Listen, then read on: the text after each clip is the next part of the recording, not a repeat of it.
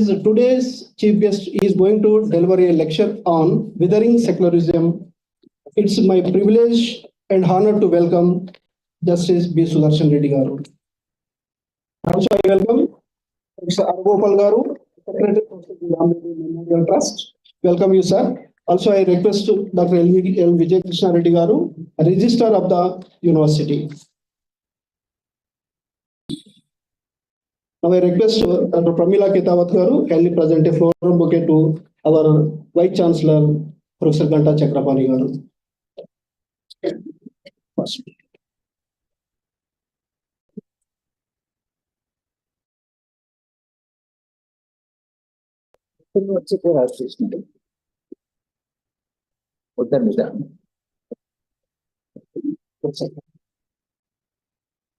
Request Professor Pallavi Kapre Garu kindly present a floral bouquet to our today's chief guest and keynote speaker, Justice Sudarshan Reddy Garu. I request Srimati Sarita Garu, admin, kindly present a floral bouquet to today's guest of honor and Secretary Professor Ramreddy Memorial Trust, Professor G. Aragopal Garu.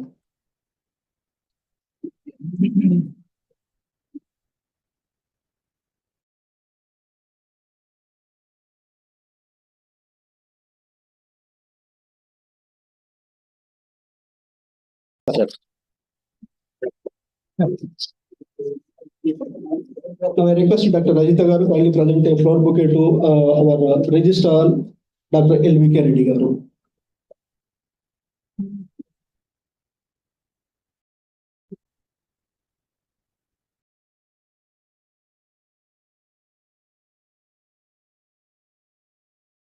Request all the dignitaries on the dais kindly proceed for the floral tributes and lighting of the lamp.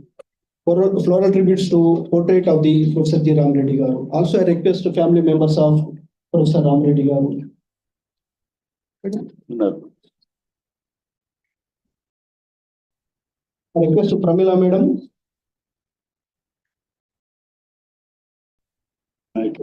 And daughter of Professor G. Ram Reddy Jyoti Garu.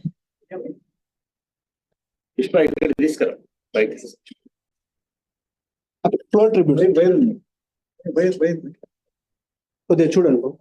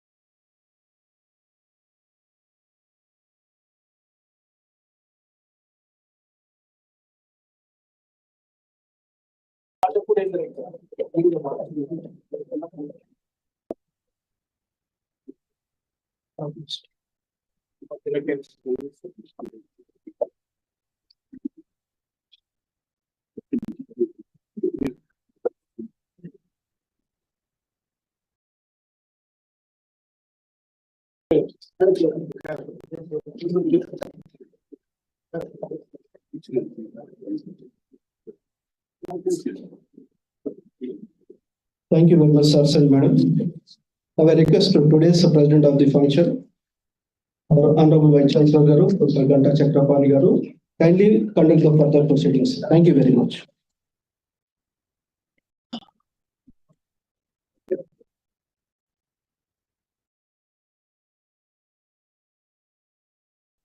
Thank you, Venu.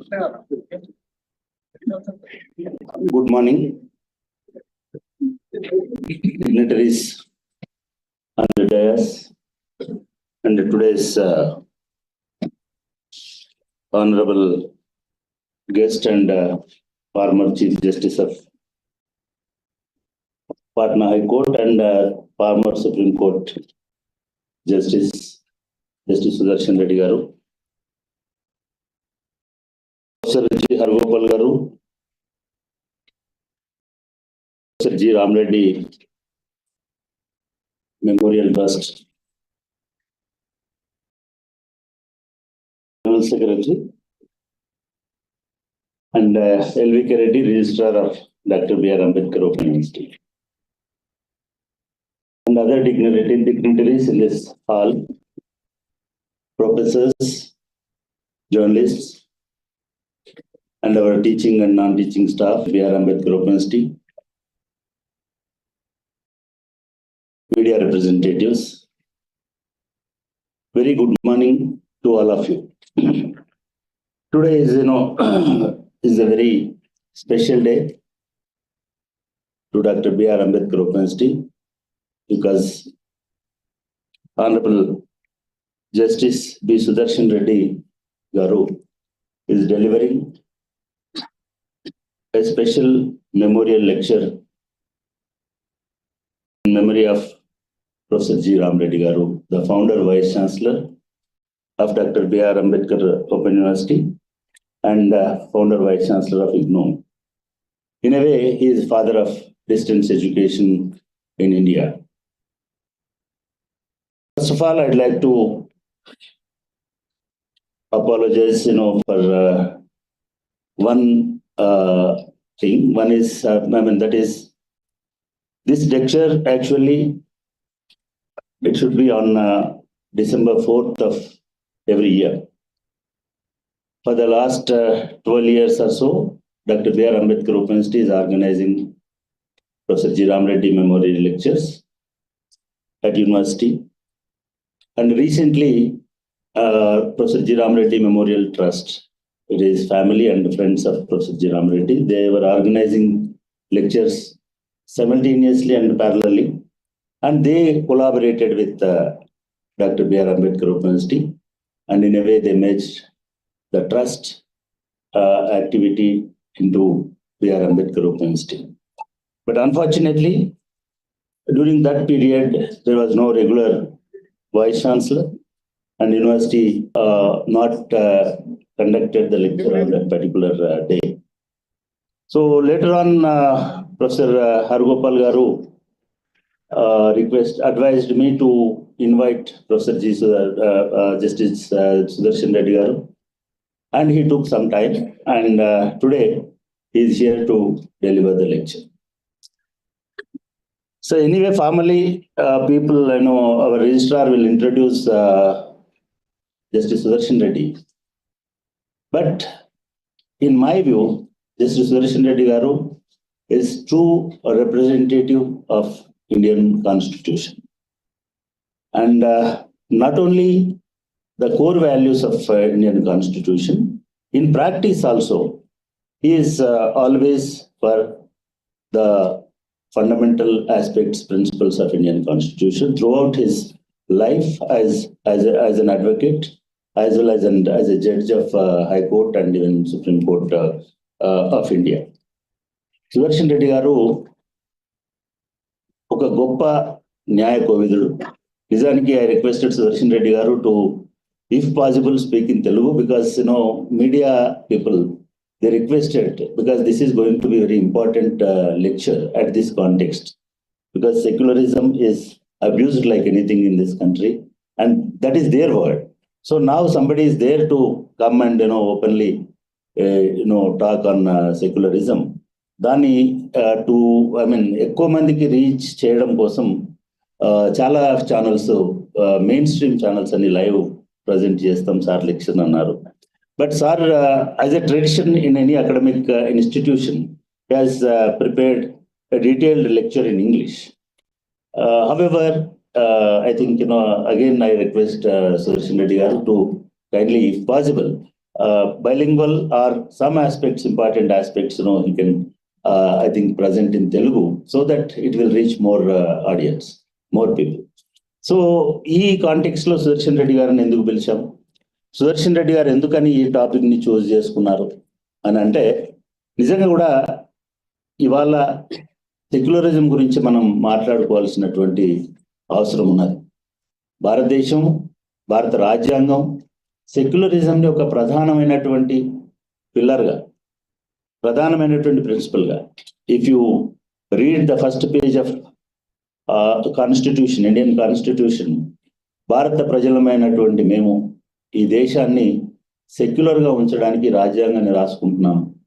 సెక్యులర్గా, ప్రజాస్వామికంగా, సార్వభౌమాధికార దేశంగా ఇవన్నీ చెప్పుకుంటాం. The first sentence itself very predominantly సెక్యులరిజంని ఒక fundamental guiding principle లాగా ప్రకటించినటువంటిది Indian constitution. But unfortunately కొన్ని రోజుల నుంచి సెక్యులరిజం చాలా రకాలైనటువంటి పరీక్షలకి గురవుతున్నాం. ముఖ్యంగా నిన్న మేము ఇంకొక మిస్టేక్ కూడా కమిట్ చేసినాం సార్. సుదర్శన్ రెడ్డి గారు, సుదర్శన్ రెడ్డి గారు మాకు ఈ టాపిక్ని ఇచ్చినప్పుడు వారు విదరవే సెక్యులరిజం అని ఫోన్లో చెప్తున్నారు. మేము విదరవే సెక్యులరిజం అని రాసుకున్నాం.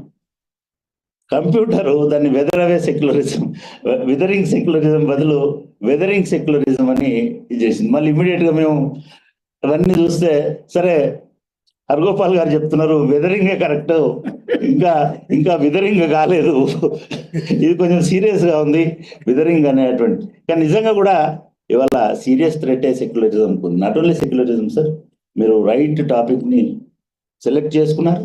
ఇండియన్ కాన్స్టిట్యూషనే వెదరింగ్లో ఉన్నటువంటి వాతావరణం ఇవాళ కనబడుతుంది. ఇటువంటి కాంటెక్స్లో విశ్వవిద్యాలయాల బాధ్యత ఇటువంటి అంశాల మీద న్యాయమూర్తులు, రాజ్యాంగ నిపుణులు ఇట్లాంటి వాళ్ళతో చర్చలను నిర్వహించడం ఒక ప్రాథమిక కర్తవ్యం అనుకున్నాం.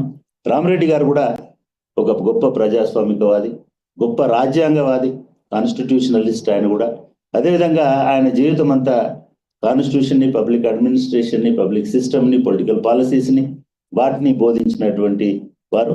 మీరు తీసుకున్నటువంటి టాపిక్ వారికి కూడా అప్రోప్రియేట్గా ఉంది అని నేను భావిస్తా ఉన్నాను సార్. అదేవిధంగా సుదర్శన్ రెడ్డి గారు, నిజానికి వారి గురించి ఫార్మల్గా మా రిజిస్ట్రార్ గారు చెప్తారు, కానీ వారు రాజ్యాంగాన్ని నిలబెట్టడానికి అదేవిధంగా మానవ విలువల్ని, హక్కుల్ని నిలబెట్టడానికి, ఈ దేశాన్ని ఒక స్వతంత్ర ప్రజాస్వామిక దేశంగా నిలబెట్టడానికి ఒక న్యాయమూర్తిగా వారు చేయనటువంటి కృషి లేదు.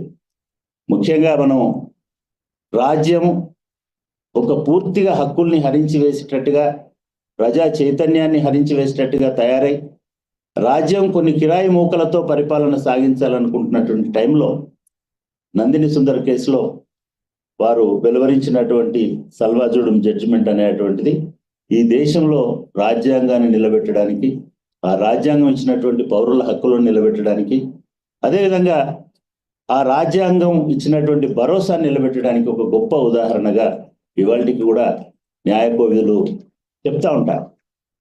అటువంటి రాజ్యాంగం ఇది అదే ప్రదేశంలో, అదే ప్రాంతంలో, అదే రాష్ట్రంలో, అదే నేపథ్యంలో ఇవాళ ఇంకా పరిహాసానికి గురవుతున్నటువంటి సందర్భంలో వారు మన యూనివర్సిటీకి రావడం, వచ్చి ఈ లెక్చర్ని మనకు ఇవాళ ఈ లెక్చర్ ఇవ్వడం అనేటువంటిది ఒక గొప్ప అవకాశంగా భావిస్తూ నేను వారికి హృదయపూర్వకంగా స్వాగతం పలుకుతూ, ఇప్పుడు ఈ కార్యక్రమంలో భాగంగా ప్రొఫెసర్ హరగోపాల్ గారు రామరెడ్డి గారికి గత 50-60 సంవత్సరాలుగా పూర్తి స్థాయిలో వారితో కలిసి నడిచినటువంటి వ్యక్తి. అంతేకాకుండా ఈ యూనివర్సిటీతో కూడా గత 43 సంవత్సరాలుగా, అంటే యూనివర్సిటీ పునాది రాయి వేసిన నాటి నుంచి ఇవాళ వరకు కూడా వారు మాతో ఉన్నటువంటి గొప్ప విద్యావేత్త. అంతేకాకుండా ఇవాళటి సందర్భాన్ని బట్టి కూడా సెక్యులరిజం అనండి, డెమోక్రసీ అనండి, లేకపోతే ఇండియన్ కాన్స్టిట్యూషన్కి సంబంధించినటువంటి వాల్యూస్ అనండి, వాటన్నిటిని నిలబెట్టడానికి గత 50 సంవత్సరాలుగా ఆయన ఒక పౌర హక్కుల కార్యకర్తగా, ఉద్యమకారుడిగా పనిచేస్తున్నటువంటి వ్యక్తి. సో ఒక గొప్ప మానవ సమాజాన్ని నిర్మించాలనుకుంటున్నటువంటి వ్యక్తి వారు. రామరెడ్డి గారి ట్రస్ట్తో గత మొదటి నుంచి కూడా వారు దాంతో మమేకమై ఉన్నారు.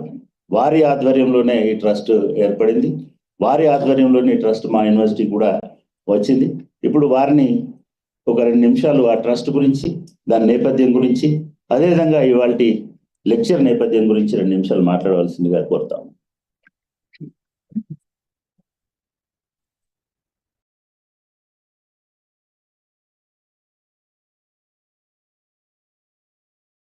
అంబేద్కర్ విశ్వవిద్యాలయ వైస్ ఛాన్సలర్ చక్రపాణి గారు, ఇవాళ ముఖ్య అతిథి, ఈ అతి కీలకమైన ఉపన్యాసం చేస్తున్న జస్టిస్ సుదర్శన్ రెడ్డి గారు, యూనివర్సిటీ రిజిస్ట్రార్ గారు ప్రమీల రామరెడ్డి గారు, జ్యోతి నరసింహారెడ్డి గారు, B S Prasad, Sitarama Rao, K Srinivas, friends చాలా మంది ఇక్కడ ఉన్నారు. ఈ ఉపన్యాసానికి వచ్చిన మీ అందరికి కూడా ఆహ్వానం పలుకుతూ, రామరెడ్డి గారి ట్రస్ట్ గురించి మాట్లాడినప్పుడు I feel more guilty than proud of being secretary of this trust. Rama Reddy గారు చేసినటువంటి సేవ లేదా విద్యారంగానికి ఆయన చేసినటువంటి కృషి, నిజానికి ఆయన ట్రస్టు చాలా పెద్ద ఎత్తున దేశవ్యాప్తంగా పనిచేయవలసి ఉంటుంది. కానీ ట్రస్ట్ ఫామ్ చేసినప్పుడు సారు మరణం తర్వాత అకస్మాత్తుగా ఆయన మరణించడం, ఆయన లండన్లో మరణించాడు. సరే ట్రస్ట్ పెట్టాలి అన్నప్పుడు సాధారణంగా రామరెడ్డి గారికి ఉంటే దేశ వ్యాప్త ప్రఖ్యాతి వలన మేము దేశంలో ఉండేటువంటి చాలా పెద్దవాళ్ళని ఈ ట్రస్ట్లో పెట్టాము.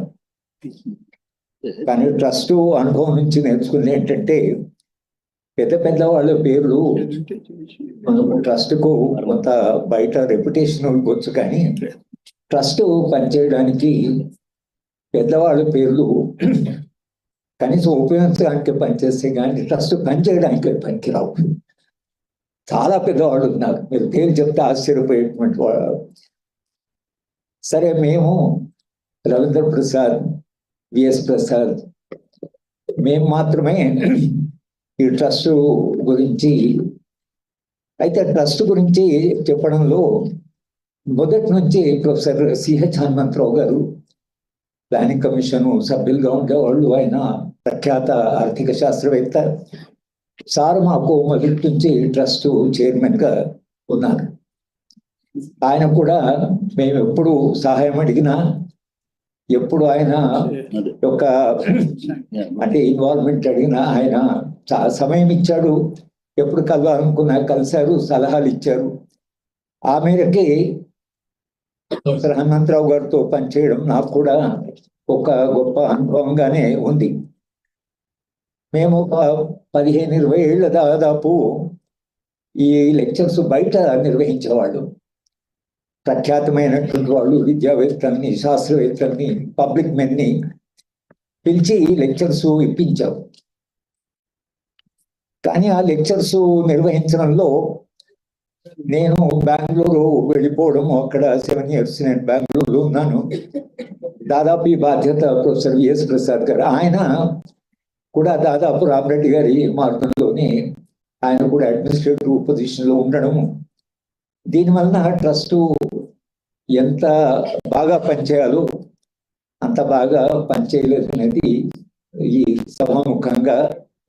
ఇక ట్రస్ట్ పనిచేయగలదా లేదా మాకు కూడా వయసు మీద పడుతుంది కాబట్టి ట్రస్ట్ బాధ్యతల్ని ఏదైనా ఒక సంస్థకు అప్పగిస్తే బాగుంటుంది. సంస్థలు వ్యక్తుల కంటే వాటి జీవితం చాలా పెద్దది. ఎందుకంటే సంస్థలు చాలా కాలము, 100 సంవత్సరాలు ఉంటాయి, విశ్వవిద్యాలయాలు కానీ రీసెర్చ్ సంస్థలు కానీ.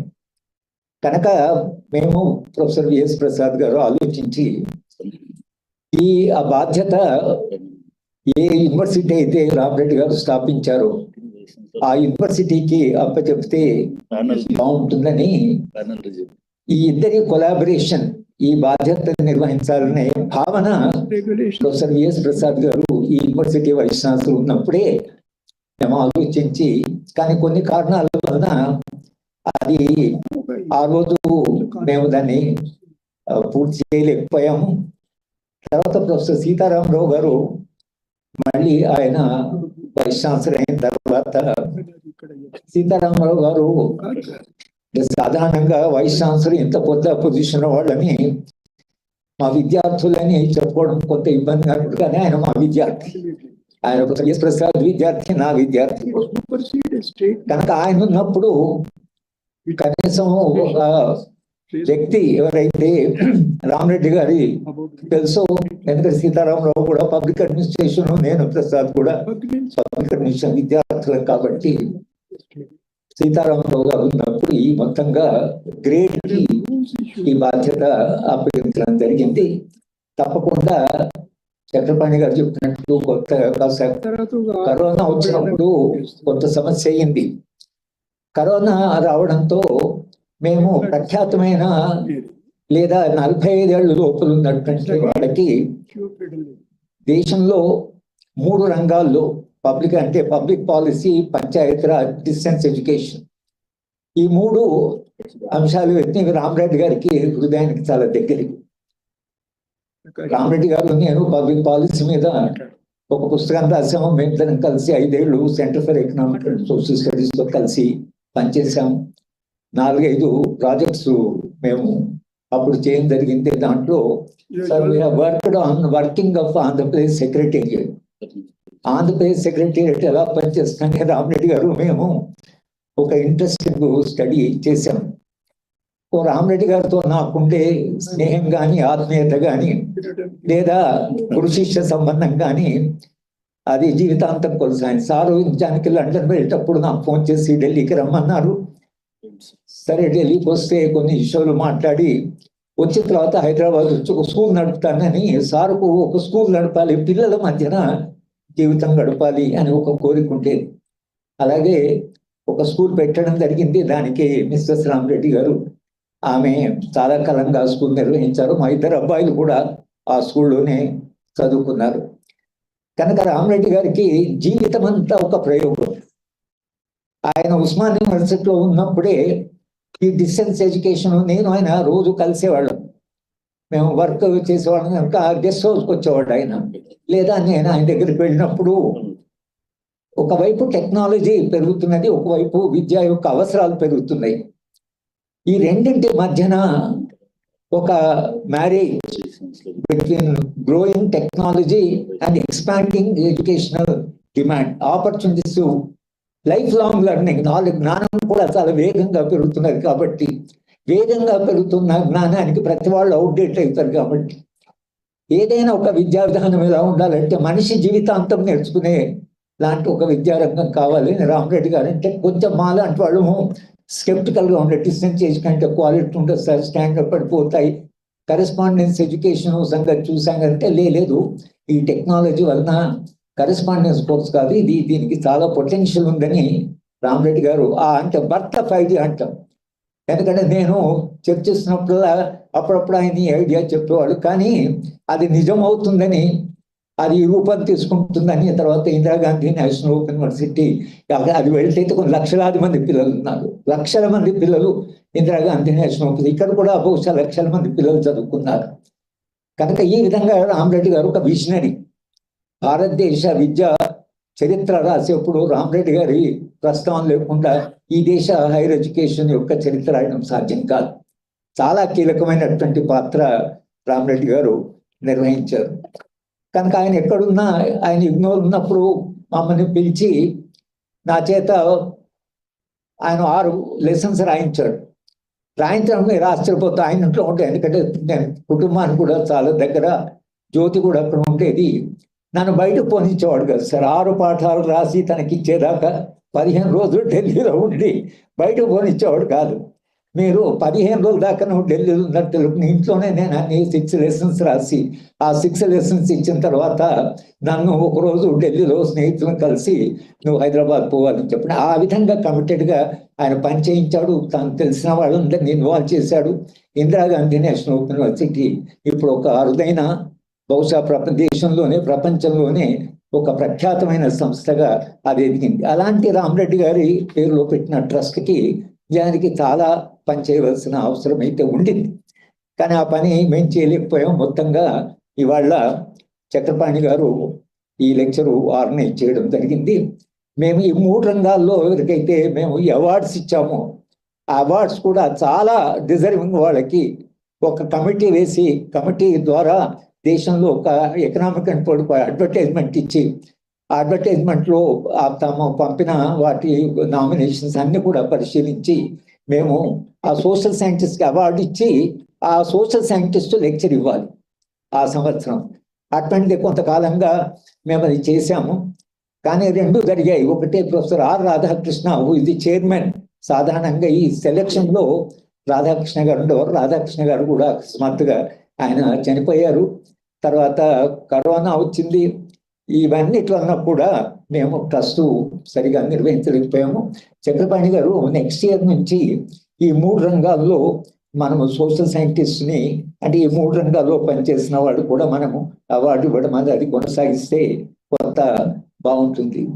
సరే, ఇవాళ ఈ ఉపన్యాసం ఇవ్వడానికి అంగీకరించిన జస్టిస్ సుదర్శన్ రెడ్డి గారు గురించి బహుశా రిజిస్ట్రార్ గారు కొంచెం చెప్తారు. కానీ సారు జస్టిస్ సుదర్శన్ రెడ్డి అంటే is not a judge but is a justice, deservingly justice. అందరూ ఈ దేశంలో జస్టిస్ కాదు, జడ్జెస్ ఉన్నారు, 100 మంది జడ్జెస్ ఉన్నారు. కానీ they don't deserve the title justice. న్యాయ నిపుణులు వేరు, న్యాయమూర్తి వేరు. చాలా మంది న్యాయమూర్తులు ఉన్నారు, కానీ వాళ్ళు న్యాయమూర్తులు కాదు, వాళ్ళు కేవలం న్యాయాధీశులు మాత్రమే. న్యాయం ఇవ్వడానికి ఫార్మల్ ఉన్నారు, కానీ న్యాయం చేయడం వేరు, న్యాయస్థానంలో కూర్చోవడం వేరు. ఇవాళ న్యాయమూర్తులని చూస్తే వాళ్ళు మూర్తులని అలా వద్దా నాకు. నేను కూడా కొంతకాలం జ్యుడిషియల్ అకాడమీ భోపాల్కు వెళ్ళేవాడిని జడ్జెస్తో ఇంటరాక్ట్ కావడానికి. చాలా మంది ఆ జడ్జెస్ దాదాపు maybe I must have 200 judges of this country. కానీ వాళ్ళు అడిగే ప్రశ్నలు సుదర్శన్ రెడ్డి గారి ముందర మాట అనకూడదు, కానీ నిజానికి న్యాయ వ్యవస్థ అది ఒక సంక్షోభంలో పడుతున్నది. అందుకు కూడా ఒక బాధగా చెప్తుంది. కానీ జస్ట్ సుదర్శన్ రెడ్డి గారు లాంటి వాళ్ళు, చక్రపాణి గారు చెప్పినట్లు భారత రాజ్యాంగం యొక్క లెటరే కాదు, స్పిరిట్. ఎటువంటి సమాజం కావాలి, ఎటువంటి సమాజ నిర్మాణం కొరకు న్యాయ వ్యవస్థ ఎలాంటి పాత్ర నిర్వహించాలి అని ఆ సమాజ స్వరూపం ఏదైతుందో, ఎటువంటి న్యాయబద్ధమైన మానవీయమైన ప్రజాస్వామ్యమైన సమాజము కావాలి అని రాజ్యాంగంలో రాసింది. ఆ రాజ్యాంగాన్ని సంపూర్ణంగా అర్థం చేసుకుని తాను పనిచేసినంత కాలం ఆ రాజ్యాంగంలో ఉండేటువంటి స్ఫూర్తి ఏదైతుందో ఆ స్ఫూర్తితో ఆయన పనిచేశారు. కనుకనే సుదర్శన్ రెడ్డి గారిని పిలవడం అంటే కేవలం ఆయన జడ్జి, సుప్రీంకోర్టు జడ్జి అని పిలవలే. నిజంగా ఆయన ఇవాళ ఇచ్చే లెక్చర్ ఏదైతుందో ఆ లెక్చరు అంటే ఇవాళ ఆ లెక్చర్ మీద మాట్లాడడమే కష్టమైంది. ఆ పదం సెక్యులరిజం పదం వాడమే ఒక రకంగా ఇవాళ దేశంలో చాలా అంటే సందేహంతో మాట్లాడాలా వద్దా అనే దాకా వచ్చింది. కనుక సార్ అది మీరు నాకు ఇన్విటేషన్ కార్డులో Chakrapani your mentioning weathering secularism అని అంటే వెదరింగ్ అని ఎందుకన్నారు, విదరింగ్ అని ఉండాలి కదా అని అనుకొని నేను గూగుల్లోకి వెళ్ళి వెదరింగ్ అంటే ఏమిటంటే అది క్రాకింగ్ డౌన్. వెదరింగ్ అంటే క్రాకింగ్ డౌన్, విదరింగ్ అంటే కంప్లీట్లీ డిసప్పేరింగ్. ఆ వెదరింగ్ విదరింగ్కి ఇక్కడ వస్తే విదరింగ్ ఉంది. అయితే ఆ ఇన్విటేషన్కి ఈ మధ్యన అది వెదరింగ్ విదరింగ్ మనకు తెలియదు, కానీ సార్ అన్నాడు ఇప్పుడు విదరింగే బహుశా ఉపయోగించిన పదమేమో. సెక్యులరిజం అనేది మానవ సంబంధాలకు సంబంధించి సార్ నా దృష్టిలో when I wrote an article on secularism to Arunatara Virasam వాళ్ళ రాసినప్పుడు నా దృష్టిలో మనిషికి మనిషికుండే మానవీయ సంబంధం ఏదైతుందో మిగతా ఏవి మెటా కేటగిరీస్, కులం కానీ మతం కానీ లేదా ప్రాంతం కానీ, a meta category should not rupture the relation. ఒక మనిషికి ఉంచే మానవీయ సంబంధాన్ని విధ్వంసం చేసి ఏదైనా కమ్యూనల్, ఇద్దరిని కలిపేది ఏదైనా సెక్యులరిజం. సెక్యులరిజం అంటే కేవలము రాజ్యానికి మతానికి ఉండే సంబంధమే కాదు. I think it's something beyond that. Secularism అనేది ఒక మనిషి ఇంకో మనిషి ఎలా చూస్తాడు అని ఒక విశాలమైన తాత్వికమైన ఒక దృక్పథంలో చూసే తప్పించి నా జీవితంలో if I have to say I'm secular, what is my practice? మనందరం సెక్యులర్ అనుకుంటే మనం సెక్యులర్ కారణంగా మనం వాట్ ఈస్ అవర్ ప్రాక్టీస్? మనుషుల్ని ఎట్లా చూస్తున్నాం మనం? కులం ద్వారా చూస్తున్నామా, మతం ద్వారా చూస్తున్నామా, ప్రాంతం ద్వారా చూస్తున్నామా, లేక మనిషిని మనిషిగా చూస్తున్నామా? ఒక మనిషి ఇంకొక మనిషితో మనిషిగా ప్రవర్తించడం నా దృష్టిలో అది సెక్యులరిజం అని ఆ యొక్క చట్టంలో సెక్యులరిజాన్ని డిఫైన్ చేస్తే బహుశా మనుషులు తమ జీవితంలో సెక్యులర్ అయితే ఏం చేయాలి, ఆచరణలో ఎలా ఉండాలి అనేది ఒక డైరెక్షన్ దానికి ఉంటుందని నేను అంటే నా దృష్టిలో అలా అర్థం చేసుకున్నాను. కానీ సారు తనకుండే విశాలమైన అనుభవము, దేశంలో ఉండేటువంటి న్యాయ వ్యవస్థను చాలా దగ్గరగా చూసిన వాడిగా, రాజ్యాంగాన్ని క్షుణ్ణంగా అర్థం చేసుకున్న వాడిగా, రామరెడ్డి గారు కూడా చాలా విశాలమైన మనిషి, చాలా విశాలమైన మనిషి. ఆయన మానవ సంబంధాల్లో ఆయన దగ్గర పనిచేసే తప్పించి మనకు అర్థం కాదు. నేను విద్యార్థిగా ఆయన దగ్గరగా ఉన్నాను, నేను ఇద్దరం కలిసి పనిచేస్తాం. ఆయన మాకు టీచరు కనుక రామరెడ్డి గారు చాలా విట్టి కూడా. మేము ఒకసారి ఆయన ఎవరో సారు ఒక స్టేజ్లో ఈ పబ్లిక్ సెక్టార్, ఆయన మా పబ్లిక్ సెక్టార్ మీద లెక్చర్ ఇచ్చేవాడు.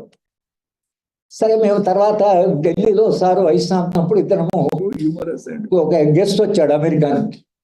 సార్ అంటున్నాడు ప్రైవేటైజ్ కావాలి, కొంత ప్రైవేట్ సెక్టార్ కావాలి, పబ్లిక్ సెక్టార్ వాళ్ళు పనిచేయడం లేదని అంటున్నారు. నేనేమో ఐ వాజ్ ఆర్గ్యూయింగ్, మీరు మళ్ళీ ప్రభుత్వం రోజులు తగ్గించి మీరు ప్రైవేట్ కప్పు చెప్తే అది ప్రాఫిట్ అని ఇద్దరము arguing.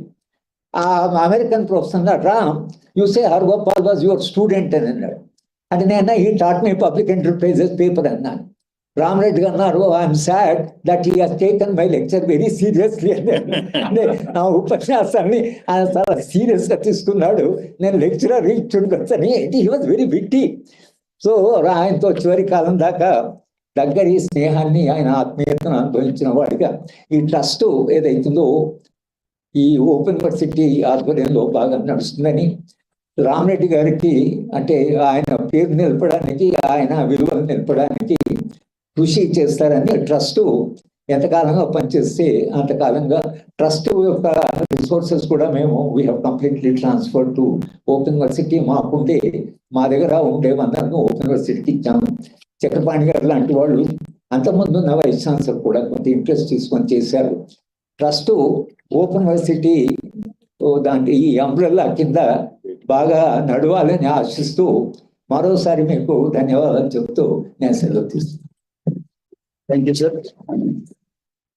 Thank you very much sir. Rama Reddy గారి గురించి, అదేవిధంగా ముఖ్యంగా ట్రస్ట్ గురించి సుదర్శన్ రెడ్డి గారి గురించి చాలా విషయాలు చెప్పారు. ఇవాళ చాలా మంది మా స్టూడెంట్స్ కూడా ఇక్కడికి వచ్చారు. సెక్యులరిజం అంటే ఎవరు దయతలిచి మనల్ని బతకనీయడం కాదు, మనందరం కలిసి బతకడం. భారతదేశంలో ఉన్నటువంటి కులాలు, మతాలు అందరము ఒకే సమానమైనటువంటి హోదాలో బతకడమే సెక్యులరిజం ఉండేటువంటి మౌలికమైనటువంటి అంశం. సార్ మీరు చెప్పినట్టుగా చిన్న మనకు వైస్ ఛాన్సలర్ లేకపోవడం, అదేవిధంగా కొంతకాలం డైరెక్టర్ గారు సెలవులో ఉండడం, దాంతో మనకి టైంకి నిజానికి రామరెడ్డి గారి పేరుతో ఇక్కడ ఒక ఇన్స్టిట్యూషన్ కూడా ఉంది. దాని ద్వారా ఇది చేయాలని అనుకున్నాం. ఇప్పుడు మేము పూర్తిగా అడ్మినిస్ట్రేషన్ వైపు నుంచే చేస్తున్నాం, అదే అడ్మినిస్ట్రేషన్ నుంచే చేస్తాం సార్. రెండోది మీరు చెప్పినట్టుగా నెక్స్ట్ ఇయర్ నుంచి కొంచెం ముందుగానే ప్లాన్ చేసుకొని జ్యోతి గారు కూడా టైం ఇస్తే మీరు అందరం కలిసి మనం ఈ అవార్డ్స్ని ఇమీడియట్గా ఈ ఇయర్ నుంచి మనం ముందుగానే సెలెక్ట్ చేసుకొని ఆ అవార్డు ద్వారా ఎవరెవరిని ఐడెంటిఫై చేయాలనేది కూడా చేసుకొని రెగ్యులర్గా కార్యక్రమాలు కూడా నిర్వహిస్తాం sir. As long as university ఉన్నంత వరకు కూడా రామరెడ్డి గారి చొరవతో, రామరెడ్డి గారి మార్గదర్శకత్వంలో యూనివర్సిటీ ఏర్పాటైంది. యూనివర్సిటీ ఎప్పటికి కూడా రామరెడ్డి గారిని మర్చిపోదు. కాబట్టి ఆ ట్రస్ట్ ఇక్కడ ఉండడం మాకు ఒక గర్వకారణంగా మేము భావిస్తున్నాం. Thank you sir. Now I request registrar గారు విజయ కృష్ణారెడ్డి గారు to introduce very briefly. Sir చాలా ఇబ్బంది పడుతున్నారు అప్పటి నుంచి, పెద్దగా ఏ విషయాలు చెప్పొద్దని. బట్ ఏదో అంటారు కదా, సూర్యుడిని దివిటితో చూపించినట్టు అవుతుంది. మీరు గూగుల్లో జస్టిస్ బి సుదర్శన్ రెడ్డి అని కనుక మీరు గూగుల్ చేస్తే you will know entire judicial history of his justice. Okay, thank you. Thank you sir. అందరికీ నమస్కారం. ఈనాటి సమావేశానికి అధ్యక్షత వహించినటువంటి మా వీసీ గారు, చక్రపాణి గారు, అట్లాగే ముఖ్య అతిథి సుదర్శన్ రెడ్డి సార్, అట్లాగే హరగోపాల్ సార్, ముందున్నటువంటి పెద్దలందరూ విఎస్ ప్రసాద్ గారు కానీ, సీతారామరావు గారు, కె శ్రీనివాస్ గారు, జయదేవ్ గారు, అందరికీ హృదయపూర్వకంగా స్వాగతం పలుకుతూ నిజానికి పరిచయం చేయడం అనేది కొంచెం ఇబ్బందికరమైన పరిస్థితి సుదర్శన్ రెడ్డి గారిని. ఎందుకంటే పెద్దవారు, వారిని పరిచయం చేయొద్దు, ఒకే మాట సుప్రీంకోర్టు న్యాయమూర్తిగా పనిచేశారని చెప్పి ముగించేయని నాకు ఆదేశాలు ఇచ్చారు నిజానికి. కానీ ఇక్కడ విద్యార్థులు ఉన్నారు కాబట్టి వారికి సార్ని కొద్దిగా ఒక స్వల్పంగా, సార్ నేను 2 నిమిషాల నుంచి తీసుకున్నాను ఎందుకంటే ఎక్కువ సమయం అయిపోయింది కాబట్టి, ఈ రామరెడ్డి గారి ఎండోమెంట్ లెక్చర్ నిజానికి విశ్వవిద్యాలయం 2016 నుంచి ప్రతి ఏటా ఏర్పాటు చేస్తుంది. ప్రముఖులైన వాళ్ళని ఆహ్వానించి వివిధ అంశాల మీద 2016 నుంచి ఉపన్యాసాలు ఇచ్చారు. నిజానికి మా పిఆర్ఓ గారు ఆ జాబితా చదవమన్నారు, కానీ వీసీ గారు 2 నిమిషాలే టైం ఇచ్చారు కాబట్టి నాకు నేను ఆ జాబితా వైపు వెళ్ళట్లేదు. ఇప్పటి వరకు జరుగుతుంది. పోయిన సంవత్సరం అప్పుడు అకాడమిక్ డైరెక్టర్ గా ఉన్న చక్రపాణి గారు, మా సీతారామరావు గారు, వీసీ గారు, హరమ గారు సార్ చెప్పినట్టుగా ఆ ట్రస్ట్ మొత్తాన్ని యూనివర్సిటీకి సంయుక్తంగా అన్ని కార్యక్రమాలు చేయాలని ఏర్పాటు చేయడం వల్ల ఆ ట్రస్ట్ నిధులు కూడా మాకు బదిలీ అయ్యాయి. ఆ కార్యక్రమాలన్నీ సవ్యంగా జరగడానికి అన్ని విధాల యూనివర్సిటీ చొరవ తీసుకుంటుందనేది భావిస్తున్నాం. సుదర్శన్ రెడ్డి గారి గురించి 2 మాటలు ఎక్కువ మాట్లాడాను నేను. ఈ తెలంగాణ ముద్దుబిడ్డ, ఈ మట్టిలో మొలకెత్తినటువంటి ఒక చిన్న మొలక విత్తనం, అది దేశ అత్యున్నత స్థాయి సర్వోన్నత న్యాయస్థానంలో ఇప్పుడే హరగోపాల్ గారు చెప్పారు నిజమైన న్యాయమూర్తి అని. న్యాయమూర్తులు అంటే డిజిగ్నేటెడ్ కాదు, నిజమైన న్యాయమూర్తి అని. నిజానికి సార్ దగ్గరికి నేను మన స్టూడెంట్ సర్వీసెస్ డైరెక్టర్ గారు ఈ కార్యక్రమం గురించి మాట్లాడడానికని వెళ్తే ఆయన కూర్చోబెట్టి ఒక టీ ఇచ్చి 10 నిమిషాల్లో తెలంగాణ సమాజాన్ని మాకు పరిచయం చేశారు. అంటే ఇక్కడ ఈ మట్టిలో పుట్టినటువంటి భిన్న దృక్పథాలు, భిన్న వర్గాలు, ఏ రకంగా అన్యాయాలు జరిగాయి, ఏ రకంగా న్యాయం జరిగింది, ఏ రకంగా ఎవరు ఎలాంటి వాళ్ళు ఏ రకంగా ఇబ్బందులు పడ్డారు అనే విషయాన్ని ఆ ఛాయ్ తాగిన 5 నిమిషాలలో మొత్తం సమాజాన్ని విపులంగా చెప్పేశారు మాకు. ఆ గడిల సంస్కృతి దగ్గర నుంచి, పేద బడుగు బలహీన వర్గాల దగ్గర నుంచి, రాజకీయ పరంగా ఉండేటటువంటి వివిధ దృక్పథాలని అక్కడ పరిచయం చేసినటువంటి వారు. దానికి ఆశ్చర్యం వేసింది నాకైతే. అంతా ఇంకోటి ఏంటంటే ఈ మాటలు చెప్పి వారు ఏదో కామ్గా కూర్చొని లేరు.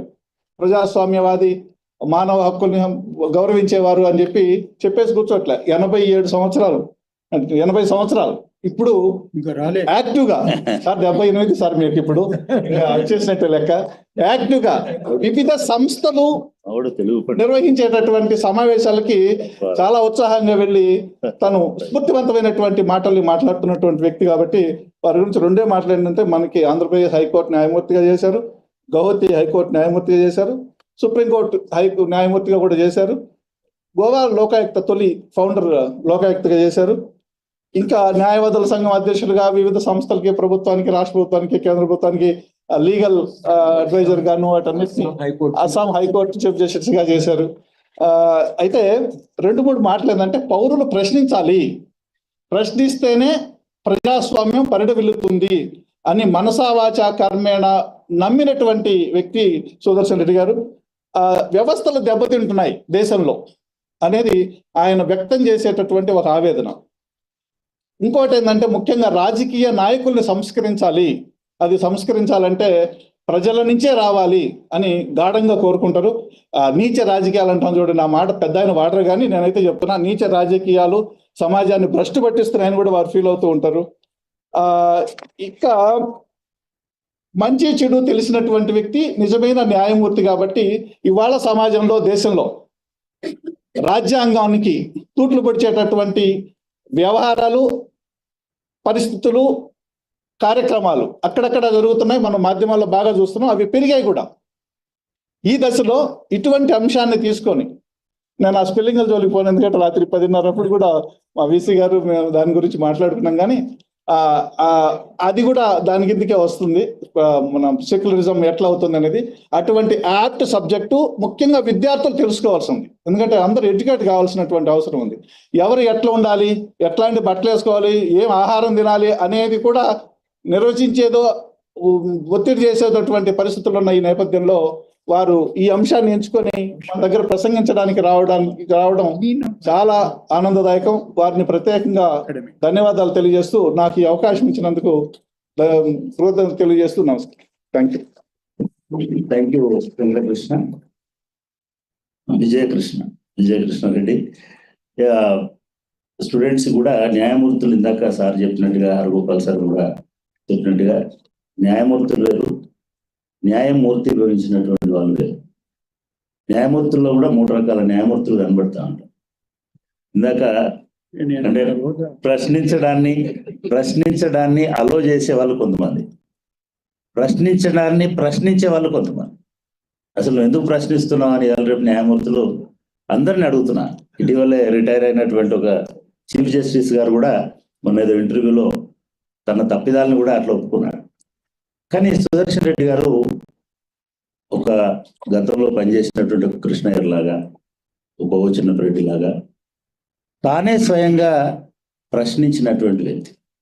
బయట ప్రశ్నించడమే కాదు, ఈవెన్ బెంచ్లో కూడా ప్రశ్నలు లేవదీసి ప్రభుత్వాలను నిలదీసినటువంటి సందర్భాలు కూడా ఉన్నాయి. ఒక ధీరోదాత్తమైనటువంటి న్యాయమూర్తిగా నేను భావిస్తాను. ఇప్పుడు వారిని తన మెమోరియల్ లెక్చర్ని ఇవ్వాల్సిందే కోరుతున్నాను.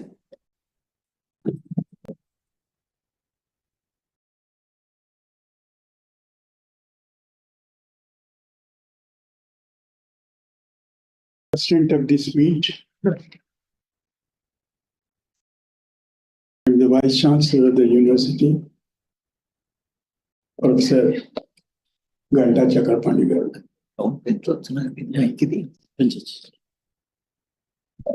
Professor Aragopal garu, Dr. Reddy, Registrar of the University, Srimati Ramila Ramreddy garu, Jyoti garu. I find many distinguished personalities sitting in the audience. 2 former Vice Chancellors of the University, Professor V.S. Prasad, Professor Sitaram Rao, Professor D.N. Reddy, Professor Jayadip Thirmal Rao, my good friend Dr. K. Srinivas, Director of Academics, Srimati Pushpa Chakrapani garu, distinguished friends,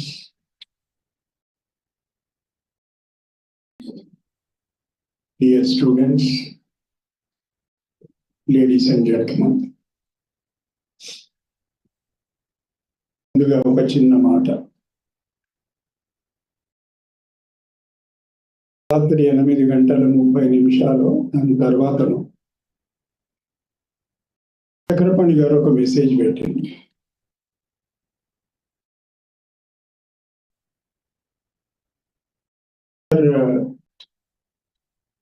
తెలుగులో ఉంటే బాగుంటుందేమో ఉపన్యాసం. నాకు కూడా చాలా ఇష్టం తెలుగులో మాట్లాడాలి, ఎందుకంటే మాతృభాష కదా.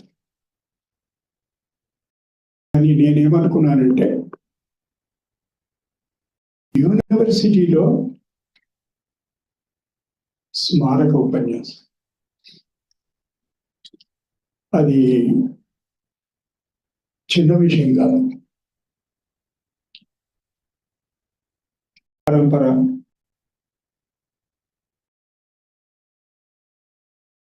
వాటిని కొనసాగిస్తూ నా ఉపన్యాసం ఏదో కొన్ని గంటల సమయం, రోజులు కాకుండా కొన్ని గంటల సమయం దాని మీద వెచ్చించి అప్పటికే ఇంగ్లీష్లో సిద్ధం చేసుకుని చక్రపాణి గారికి పొద్దున్నే ఫోన్ చేసి దాన్ని ఇప్పుడు తెలుగులోకి తర్జుమా చేయడం సాధ్యమయ్యే పనిగా కనబడటం లేదు అని మనసులో ఏమనుకున్నా అంటే, మొదలే ఒకవేళ మీరు తెలుగులో ఉపన్యాసం మాట్లాడారు, ఎవరో మిత్రుడు డాక్టర్ శ్రీనివాస్ లాంటి వాళ్ళ సహాయం సహకారం తీసుకుని తెలుగులోనే రాసేవాడినేమో, రాసే ప్రయత్నం అన్న చేసేవాడిని. ఇది ఒక ముందు మాట. రెండవది, ఆచార్యుడు హరగోపాల్ గారు గత 50 సంవత్సరాలుగా మిత్రుడు. ఆయన ప్రతిసారి నా ప్రస్తావన వచ్చినప్పుడు, న్యాయ ప్రక్రియ గురించి ప్రస్తావన వచ్చినప్పుడు 2 పదాలు వాడుతుంటాడు: లెటర్ అండ్ స్పిరిట్. రాజ్యాంగం యొక్క లెటర్ అండ్ స్పిరిట్. నేను వారికి ఇంతకుముందే ఒక సమావేశంలో చెప్పిన, లెటర్కే దిక్కు లేదు, ఆ స్పిరిట్ సంగతి దాని గురించి కూడా ఇంకొకసారి ఇంకేదో సమావేశంలో ఏదో అవకాశం వచ్చినప్పుడు తప్పకుండా మాట్లాడదాం. అక్కడక్కడ దాని ప్రస్తావన కూడా ఈ ఉపన్యాసంలో ఉంటుంది.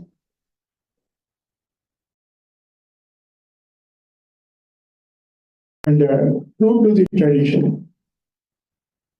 academic tradition, the memorial lecture is always written and dedicated to the memory of the person in whose memory we are speaking. And later on it becomes the property of the organizers. It would be of the university property.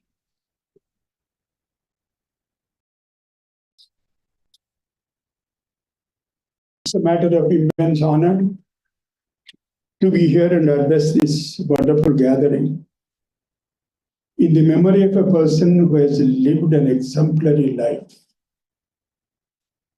Professor G. Ram Reddy was a distinguished academician, educationist, and more than everything, a great human being. In the true sense, he was a guru who left behind him many shishyas who are themselves accomplished and distinguished persons in their chosen field of activity. The Guru Shishya Parampara was. I was born at the cusp of the time period when free independent India was born, a nation full of hope, which has endured the 200 years of oppression, and to which freedom was a long, difficult path, and the origins of which were immersed in bloodshed of its own kith and kin in the name of religion. It's a lesson that we ought to never forget, that any narrative to resurrect this artificial hatred is dangerous to our very own existence. Secularism is not just a mere intellectual concept, but if our constitutional values can be condensed to its basic atomic unit, secularism would be the most important one.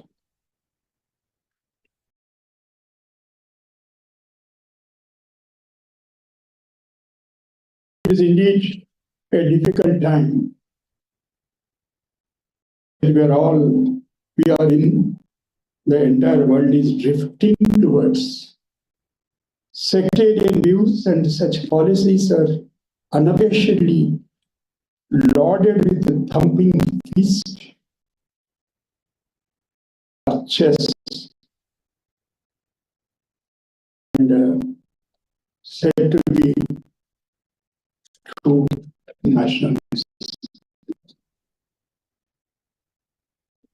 Tolerance and compassion are made to seem as a propaganda of the anti-nationals, and weeding out anyone who doesn't fit into the majoritarian homogeneous class is a new mantra.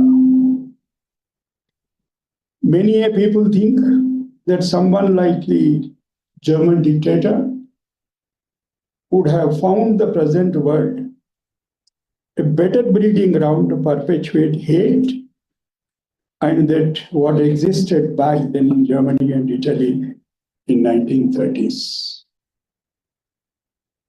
Bigotry can never beget peace, harmony, and development. It completely absorbs the consolidated energy of the system and the people into propagating and perpetuating such sectarian views at the cost of very development and progress it projects to promote. Secularism is not just a constitutional value, but the cultural value of this great nation which has been developed over the years. The constitutional courts have had a robust role in upholding secularism and giving its due share of expansive interpretation true to the spirit of the Constitution. Nowadays, we often come across a phrase called secularism, but not surprised that the Hate Dictionary seems to be ever expanding. Urban Naxals, Tukde gang, Khan Market gang, armchair activism are part of anti-national narrative, and it's being made so formidable that any legitimate and logical discussion is quelled at the threshold. Secularism is a practice, sacred and intrinsic to the very ethos of this nation. The diverse population has made India the unique melting pot where every faith, religion, caste, and creed had the space to coexist. Just now, I was exchanging notes with Professor Venta Chakrapaniyar. We often come across the word tolerance. Tolerance and unity. It's a peaceful coexistence, living together. That's what secularism is. Okay.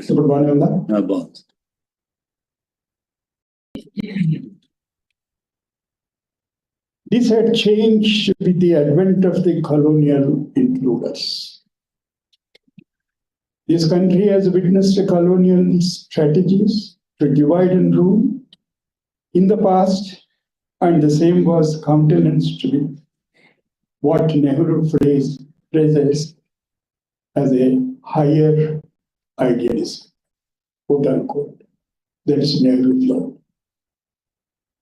India is built on the foundations of liberty, equality, and fraternity. ఇక్కడ ఒక విషయం చెప్పాలి. Aims and objects రెజల్యూషన్లో అంటే రాజ్యాంగ పరిషత్తు సమావేశం ప్రారంభమైనప్పుడు నెహ్రూ గారు చేసిన ప్రసంగం ఎయిమ్స్ అండ్ ఆబ్జెక్ట్స్. అక్కడ ఫ్రెటర్నిటీ అనే పదం లేదు. ఫ్రెటర్నిటీ అనేది బాబాసాహెబ్ ప్రియంబుల్లో తర్వాత యాడ్ చేసినటువంటి the concept of fraternity, సౌభాతృత్వం, that is Baba Saheb's idea of secularism.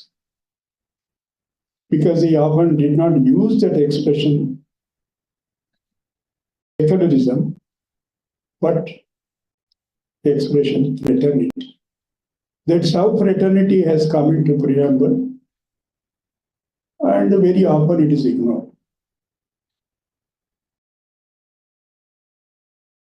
Each of these expressions subsumes secularism within itself, and the same is being withered away by the divisive forces in order to impose a majoritarian ideology.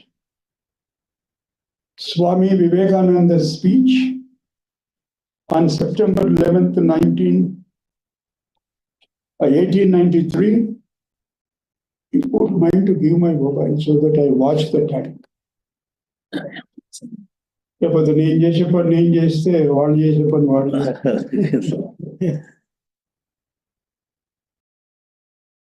నా వంతు రావడానికి ఇంత time పట్టింది.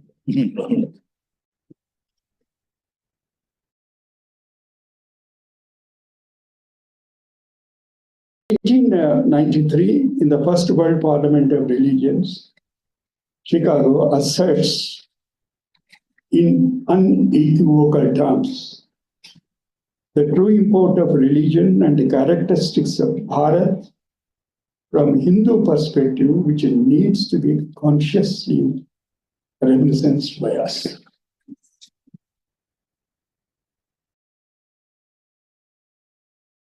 I only have a portion of it I have quoted, but due to paucity of the time, I would not read the whole thing except as the different streams having their sources in different places, all mingle their water in the sea. So, O Lord, the different paths which men take through different tendencies, various though they appear, crooked or straight, all lead to thee. This has been simple, clear, and a resounding affirmation of the ethos of this country from the scriptures, culture, and history which has existed until the advent of colonial rulers, who have planted and successfully propagated the divide and rule policy, supported by various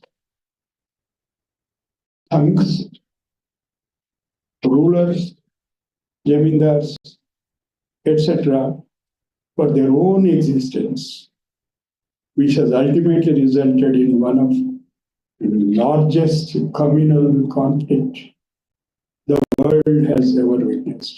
I am referring to the communal riots of the time of freedom. Part of the nation has been at the juncture of the worst communal strife, in which many thousands of people were killed and millions rendered homeless. Nearly 6 million refugees poured into India. It was a nation completely looted by the colonial rulers, subjugated for over 200 years, and was reeling under abject poverty and illiteracy of the masses. It was the founding fathers and mothers of this nation who, with their vision, ideals, aspirations, and incessant efforts, have steered this nation to a path of recovery, reconciliation, and growth. అప్పుడప్పుడు వింటుంటాం మనం, మా growth rate ఎంత, జవహర్లాల్ నెహ్రూ గారు ప్రధానమంత్రి గారు ఉన్నప్పుడు growth rate ఎంత. ఇప్పుడు ఏదో అదొక మెజరింగ్ రాడ్ అయిపోయింది గ్రోత్ రేట్. అప్పుడు దేశంలో ఉన్న పరిస్థితి ఏంటి, ఏ పరిస్థితుల్లో స్వాతంత్రం వచ్చింది, ఏమేం పరిణామాలు. అప్పటికి కొంత ప్రయత్నం చేసి కొంత ముందుకు పోయేటువంటి ప్రయత్నం జరిగింది. The foundation of secularism has been sown and nurtured in this holy land from times immemorial. The medieval rulers are depicted as the antagonists, where in reality they have made India their homeland and assimilated its culture. Sir Chinnaparedi, somebody mentioned me. In his book, The Court and the Constitution of India, Summits and Shallows, observes, I quote, a glorious factor of Indian medieval history, mostly ignored by British historians and others following suit, is that the Rajas, Ranas, and the Rajput nobles were the favored courtiers of the Mughal emperor, were never asked by the rulers to accept Islam. Whereas elsewhere in Europe, for example, it was considered fashionable and necessary to exhibit loyalty to the ruler by conversion to the church of the ruler, Catholic, Protestant, or otherwise, unquote. The advent of the British Raj not only led to devastation of national wealth, curtailment of human rights, genesis of divide and rule policy, but its wartime policy were largely responsible for exacerbating the Bengal famine of 1943, leading to millions of hunger deaths. It is pertinent to mention that the British Raj was tacitly supported by the same majoritarian organizations today, claiming to be the nationalists, adopting the same divide and rule policy to perpetuate political control. Let's not forget that the father of the nation was killed from the bullet of a Hindu fanatic. And yet Mahatma left this world uttering, "Hey Ram." This brings out the stark difference between intolerance, coexistence, and what a true follower of any religion ought to follow, a path of ahimsa in thought and actions. Under such circumstances, the mantle of secularism was carried forward by the founding fathers and mothers of the nation and jealously defended, for they were all aware of the perils of religious bigotry. Secularism and the common sense brotherhood, that is fraternity, being the singular armor to keep together the vast newly liberated nation born at a time of bloodshed. The expression fraternity in preamble was at the instance of Baba Sahib.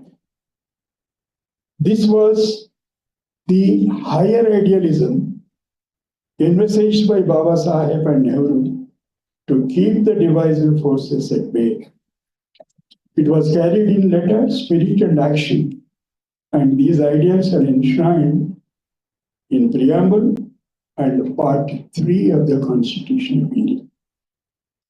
The Supreme Court has affirmed that secularism is a basic feature of the Constitution of India. I'm referring all of you, Keshwanda. This question has directly fallen for consideration after the demolition of a religious place on 6th December, where some governments were dismissed only on that ground. When the president's rule was imposed in various states, those proclamations were challenged in the Supreme Court. One of the eminent judges, who incidentally comes from this land, Justice Jeevan Reddy, dealt with this aspect in an elaborate manner and explained what secularism is. He says, while the citizens of this country are free to profess, practice, and propagate such a religion, faith, or belief as they choose, so far as the state is concerned, from the point of view of the state, the religion, faith, or belief of a person is immaterial. All are equal and all are entitled to be treated equally, referring to the equality clause in the Constitution. How is this equal treatment possible possible if the state were to prefer or promote particular religion, race, or caste, which necessarily means a less favorable treatment of all other religions, races, and castes. However, the constitutional promises of social justice, liberty of belief, faith, or worship, and equality of status and of opportunity to be attained, unless the state eschews the religion, faith, or belief of a person from its consideration altogether while dealing with him, his rights, his duties, and his entitlements. Secularism is thus more than a passive attitude of religious tolerance, which is what we were discussing. It is a positive concept of equal treatment of all religions.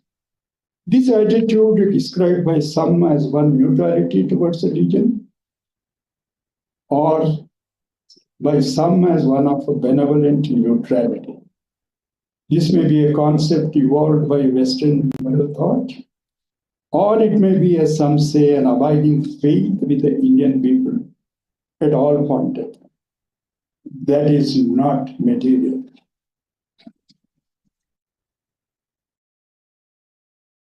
What is material is that it's a constitutional goal and a basic feature of the Constitution, as affirmed in Keshmanda.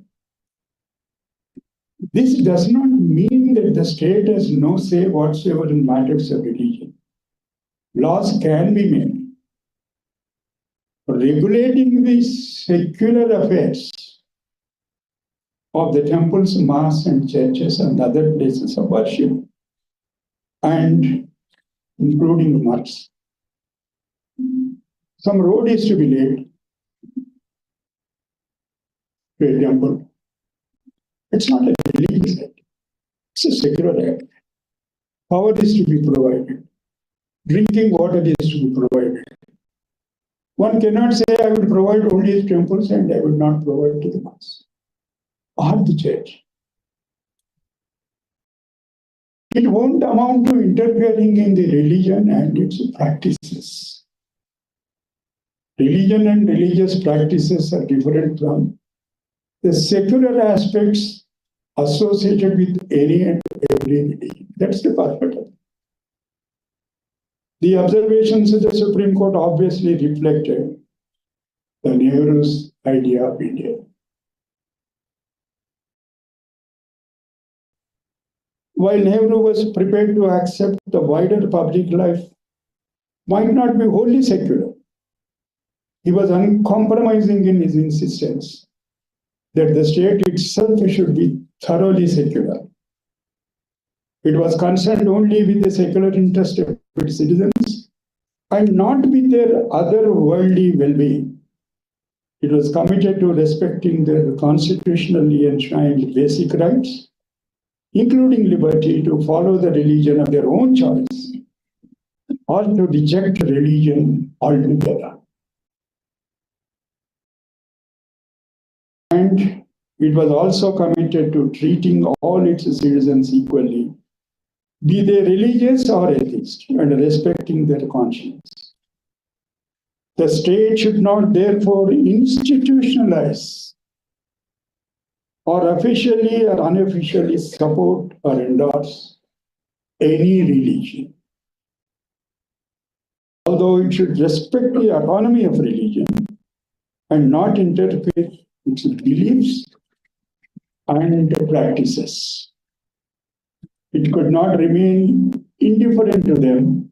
It should retain a critical distance from and cultivate studied indifference to religions. Bhikkhu Parekh, all of you are familiar, a leading social scientist.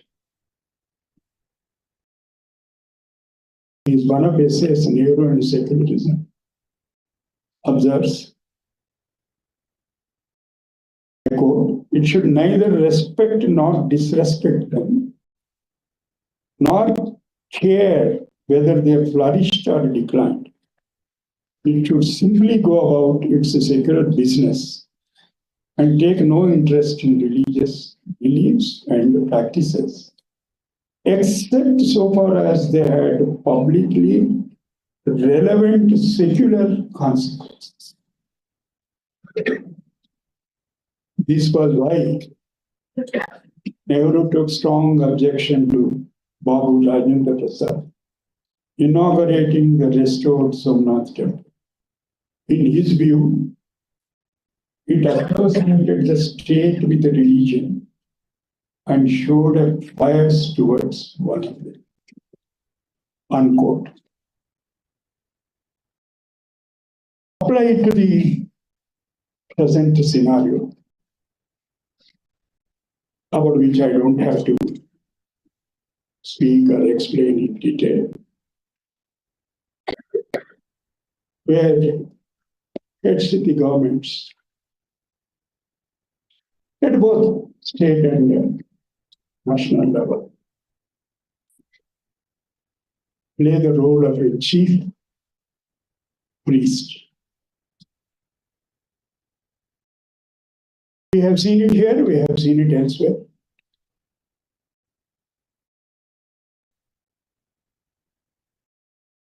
Unquote. Nehru knew that many of the community laws desperately needed to be changed. Given his sensitivity to minority fears, he concentrated on reforming the Hindu personal law in the twofold expectations that it would build up minority confidence in the state, impartiality, and good intentions, and that the beneficial results of reform would generate pressure for similar changes within the minority communities. That was his idea why he has chosen to reform the Hindu personal laws in the beginning, but it is a different story.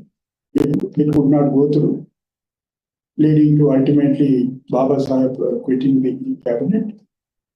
We don't have to go into it. Nehru observed, this is very important, one line. Honest communalism is fear. False communalism is political reaction. This somewhere, I think, we are doing it. Nehru's view of the relation between the state and religion was clearly secular in the sense that he separated the two and insisted the state's authority was derived from its people and not a religious source. That is what the secularism is. That's what the idea of the Constitution is. We don't trace the Constitution. We don't trace our fundamental rights, directive principles, the idea of India from any religious text. The source is power. Just now, I think Professor Chakrabarty and Professor Gopal Garu were mentioning about we the people of India. That is the source. We the people include everyone, believers and non-believers and their belief in respective religions. The source of the power which the state derived its legitimacy is not from religion, but from the people. That it should not institutionalize or endorse religion, should only aim at secular goals, and that it be structured and run in a secular manner. Nehru was right to insist that India must be a secular state, both in order to realize the great values of liberty and equality, to ensure political stability and unity in a multi-religious society. The doctrine of equality runs through the entire body of the Constitution of India. the penultimate right to equality, under Article 14, right against discrimination on basis of religion, caste, sex, place of birth. Whereas Article 15.1 mandates a prohibition against the state exercising any discrimination. One interesting article in the Constitution which we often forget. That is Article 15.2.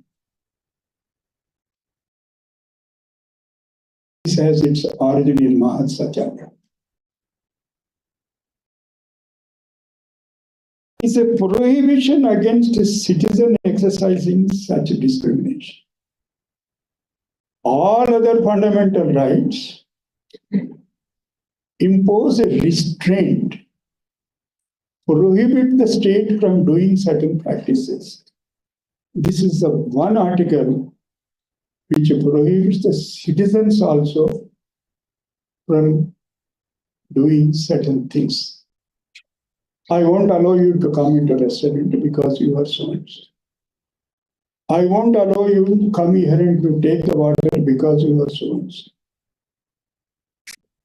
That was faced, by none other than Baba Sahib.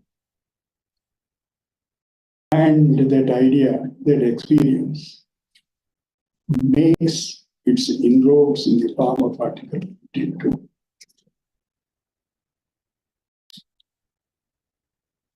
Article 25-28 exclusively deals with the right to religion freedom.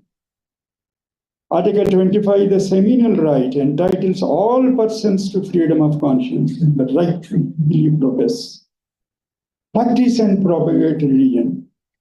Subject to, this is very important, that's where the secularism comes. It's not an absolute right. Public order, morality, and health. While guaranteeing these religious rights and practices, a restriction is imposed. That's what we call a reasonable restriction, public order, morality, and health. And 25 to 29, 30 are cultural and educational rights of the minorities. Justice Hamadi, in same Bombay which we were referring, has observed that B.R. Ambedkar, chairman of the drafting committee, carefully viewed, because very often we find Baba Sahib and Gandhiji as antagonists, as if they were fighting every day. That's we have created for our own.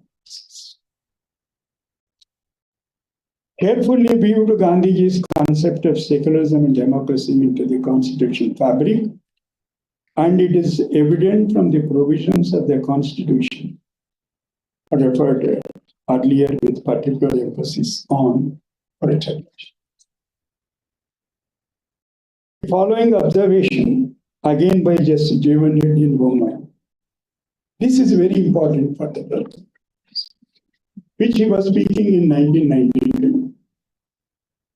A political party aiming of acquiring state power and seeks to fight the elections on the basis of a plan which it has the proximate effect of eroding the secular philosophy of the Constitution is guilty of an unconstitutional course of action, unquote. That's how the dismissal of the government of UP, Himachal Pradesh, and one or two states more, which I don't remember, were upheld.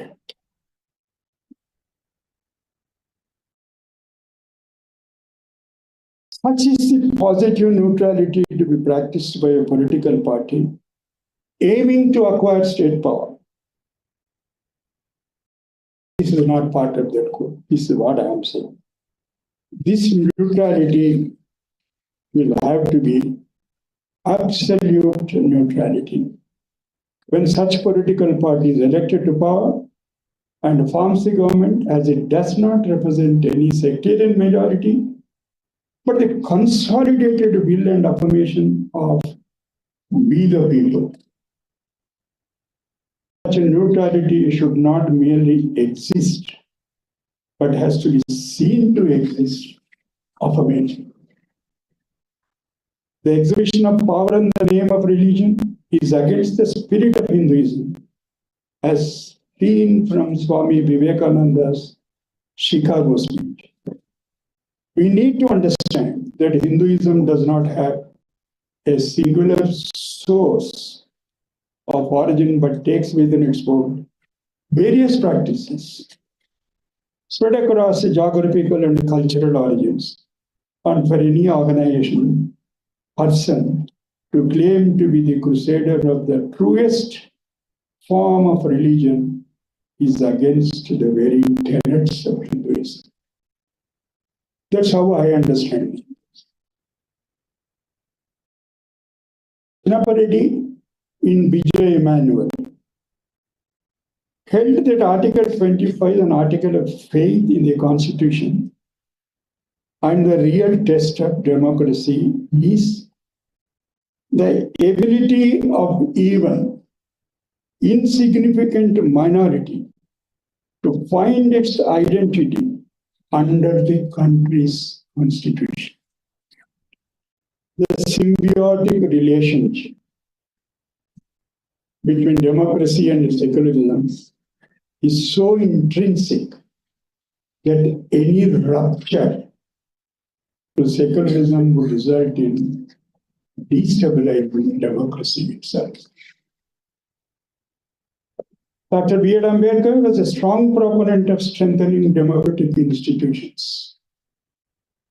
To protect constitutional values, unfortunately, somebody was, I think Professor Argopal was speaking about. Very institutions have been passive and sometimes mute spectators to the infringement of liberty, equality, and fraternity of its citizens.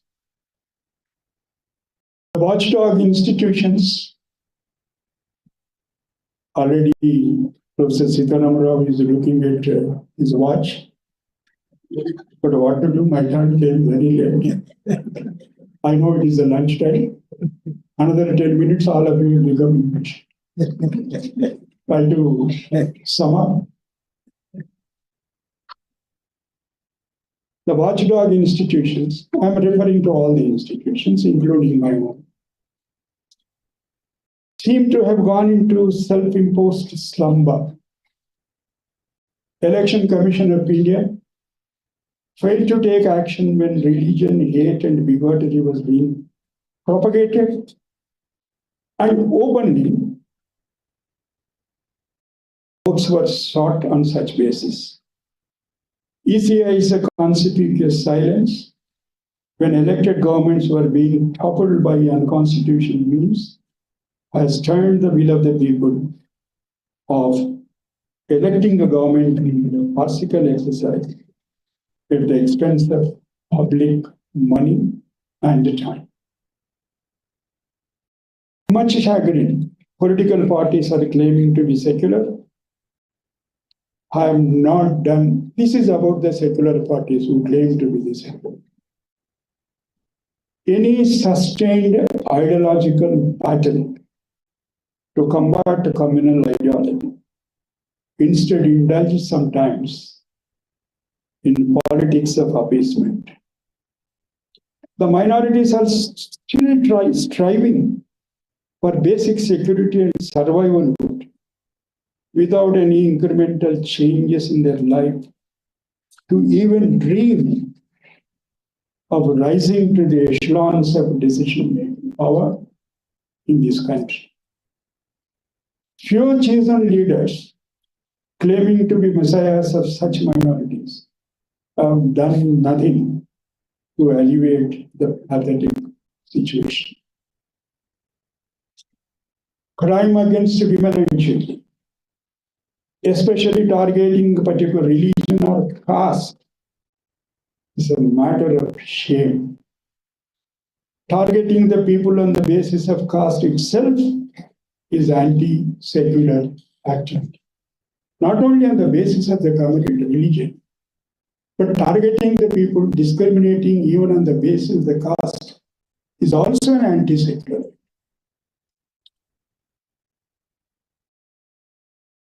Incidents of rape of an 8-year-old child in Katwa, Hathras rape of Dalit women, garlanding and welcoming gang rapists are deplorable and condemnable and shameful to the society at large.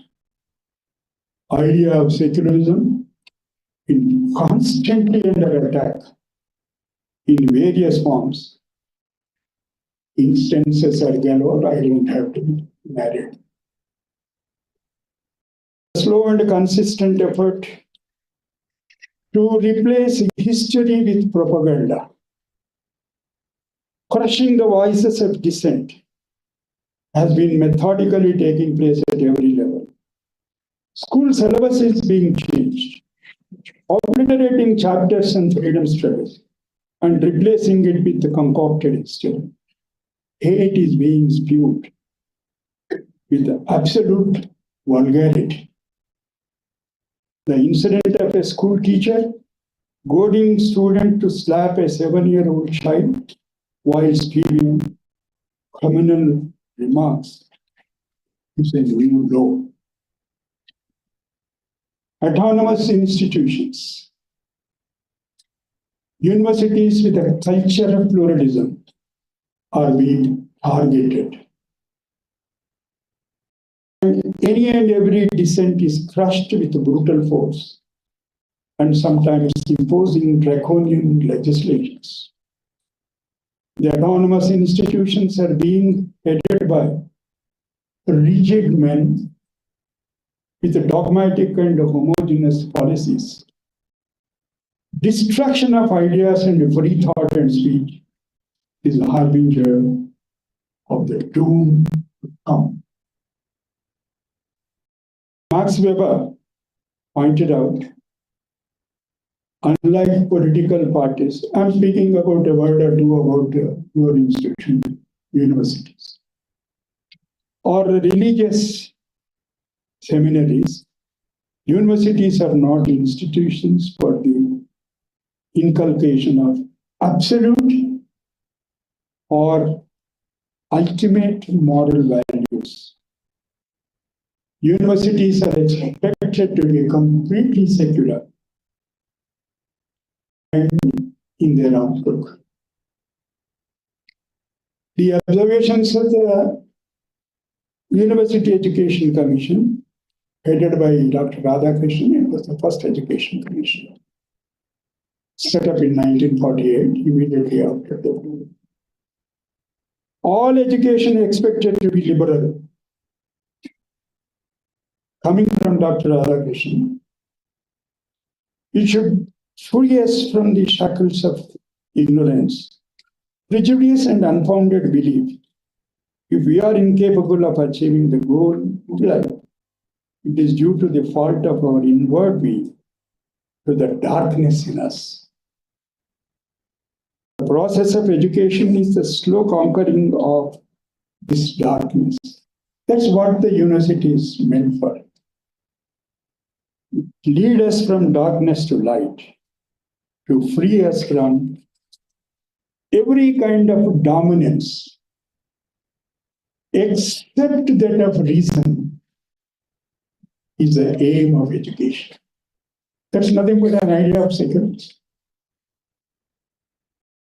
This obviously implies the darkness of ignorance, prejudice, and unfounded belief, wherever it may be found, including amongst, this is very important according to me, including amongst the socially and educationally disadvantaged classes, and those who have been subjected to gross inhuman deprivations and unjust diseases such as scheduled caste and scheduled tribes, has to be eliminated. This darkness from them has to be eliminated. Because we know what the food soldiers now.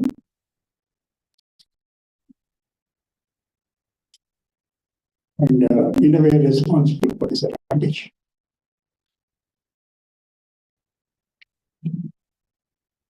Where else one can speak about the idea of secularism except in universities, of which Professor G. Ram Reddy was an integral part for almost about half a century. He never believed in any form of discrimination, and thus was a quintessential secularist. Having him from close quarters as a student and later as his legal consultant in some matters is the compelling reason for choosing this topic and say a few words in the memory of that great educationist and a noble human being. What was the idea? It is not without reason, I quote, that one of the great educationists of the world, Professor Paulo Freire, characterized education as a cultural action for freedom. That's what education is. That's what the university is meant for. It is an activity that all societies and human cultures undertake to enable their children to be free from ignorance and dehumanization. That necessarily inheres in such ignorance and perpetuated in the inegalitarian social order that ignorance creates, nourishes, and sustains. Education is expected to free the younger from elite backgrounds that perpetuate the oppression of those from deprived backgrounds, from the dehumanization that is implicit in the very acceptance of a hierarchical order of superior and inferior.